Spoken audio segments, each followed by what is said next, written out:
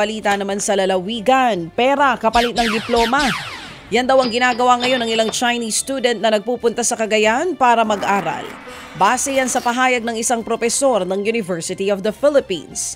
Ayon sa ulat ng pahayagang Inquirer, sinabi ni Professor Chester Cabalza na naglalabas ng 2 milyong piso ang mga nasabing individual para mabigyan ng diploma.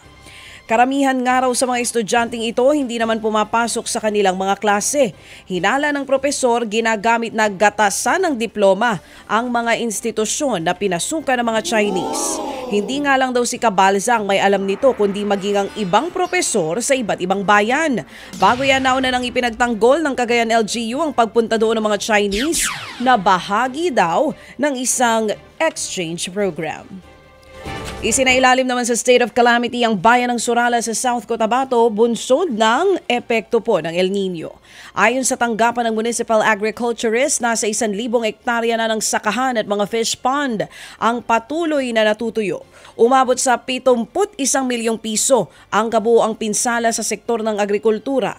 Tiniyak naman ng Surala LGU na makatatanggap ng calamity funds ang nasa 1,000 apektadong magbubukid. Pansamantalang isinara sa publiko ang Pagadian City Airport para magbigay daan sa rehabilitasyon. Aabuti ng 1 buwan ang pagsasaayos na sinimula na nga noong Lunes at inaasahang magtatapos pagsapit ng Mayo 15. Hinikayat naman ng mga otoridad na makipag-ugnayan sa airline company ang mga apektadong pasahero sa posibilidad ng rerouting o rebooking ng flights. Tiniyak naman ng lokal na pamahalaan ng probinsya na walang matinding epekto sa kanilang ekonomiya ang pansamantalang pagsasara ng nasabing paliparan. Nilamo ng forest fire ang ilang bahagi ng Mount Arayat sa Pampanga kahapon. Base sa investigasyon, nagsimula ang sunog bandang 4:30 ng hapon sa Barangay Baliti sa bayan ng Arayat.